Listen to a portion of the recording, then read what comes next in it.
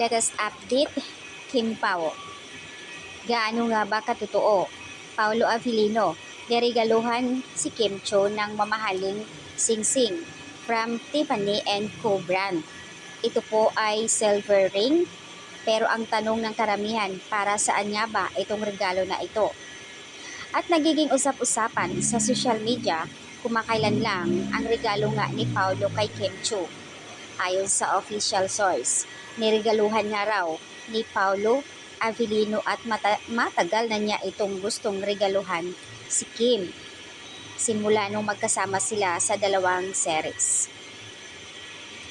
Kung matatandaan po na may isang video na kumakalat sa social media, yun po ay ang pag-propose ni Paolo kay Kim na sinasabi ng iba na yun po ay kuha para sa WWSK behind the scene. Pero hanggang ngayon ay hindi pa rin nailabas ng view apps yung video na ito. At nakasuot pa si Kim ng pink dress, yun din po yung suot niya that time sa Showtime. Hanggang ngayon hindi pa rin mawawala sa isipan ng mga Kim Pao fans, ibang mga netizens ang video na iyon sa pag-propose ni Paolo. At hinala din ng karamihan na yung ring na iyon na pagbigay kay Kim Cho, yun po ay galing sa Tiffany & Co. brand. Silver ring naghahalaga ng 50 or 60,000.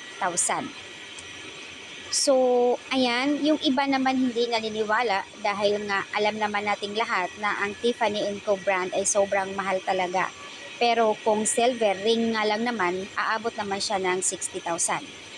Baka nga raw yung pag-propose ni Pao, yun din talaga siguro yung ring na iyon na bigay na rin kay Kim.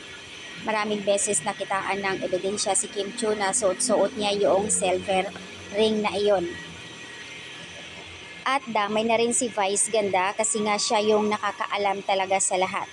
Every time na may problema si Kim, hindi lang sa previous niya at ngayon, alam na alam ni Vice kung in love na nga o hindi pa si Kim.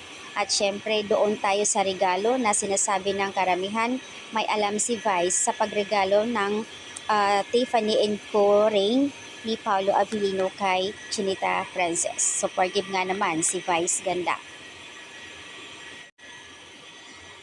May mga ring kasi na promise ring, sometimes known as a pre-engagement ring, is a given relationship to a signified commitment.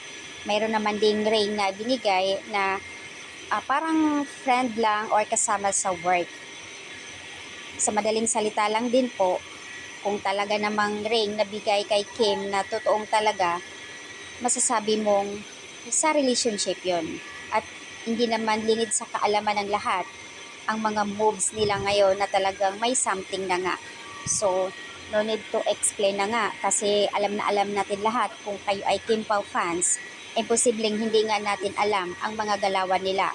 So, kung totoo man yung ring na binigay, walang problema ayon, hindi big deal yun.